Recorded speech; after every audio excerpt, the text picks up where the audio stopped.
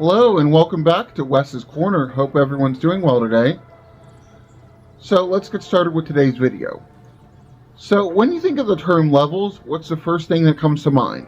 I imagine for some of us it might be video game related. Maybe level is in relation to a stage in a platformer game like Mario or Sonic, or an indicator of progress such as in Final Fantasy or Baldur's Gate 3.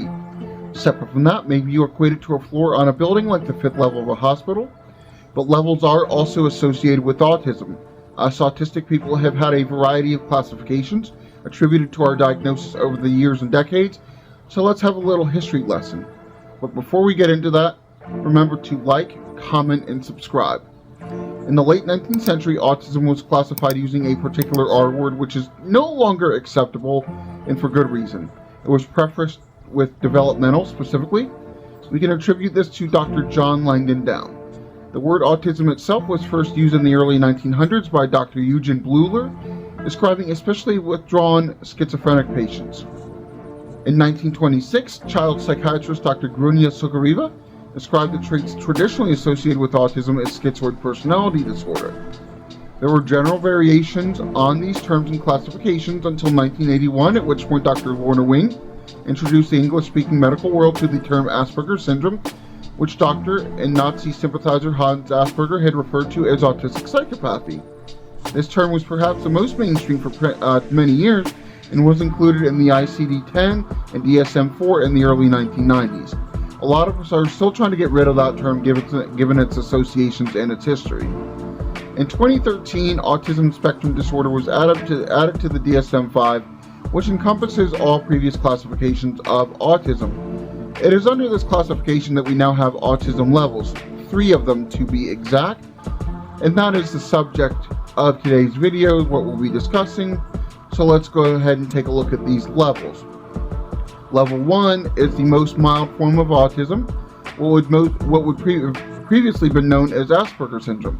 It requires the least amount of support, but still some support may be needed with things like organization, conversation, and behavior flexibility. Level 2 is the middle ground, where one is more likely to need more support than at level 1, but less than at level 3. There might be some difficulties with communication and social impairments even with support.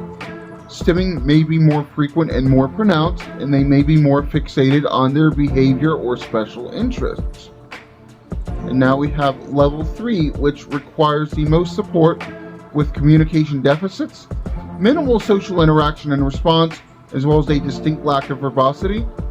They're more prone to meltdowns if their routines are disrupted, and they are very difficult to redirect from their special interests.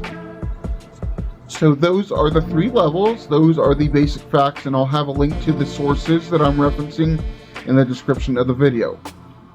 Now, I don't like this system. Is it better than the old classifications? Of course it is. And that's in the same way that losing a hand is better than losing your whole arm.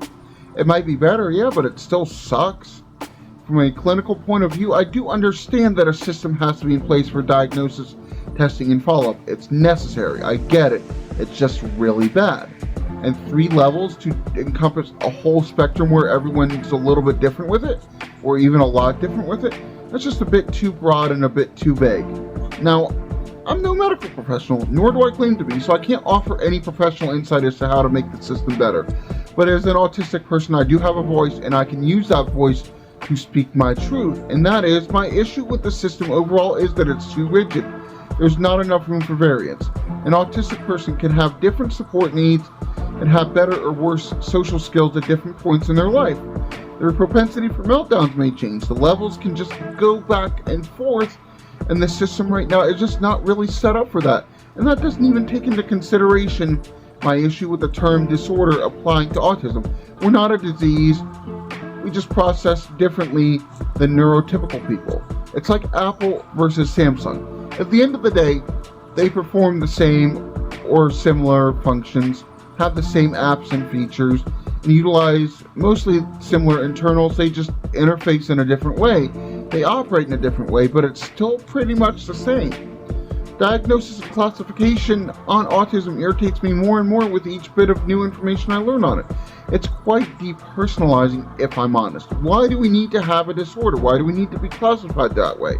Why do we need to have a number, a level? A level indicates progress, but if your autism level goes up, that's not progress, it's regress. You're not moving forward in this particular context. It's counterintuitive and it's demeaning.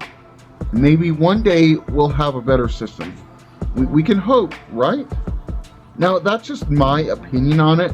If you have a different opinion or have certain feelings on the subject, I'd love to see your thoughts in the comments. So please comment, tell me how you feel. Do you like this system? Do you dislike? What would you change? Tell me. Share this video around.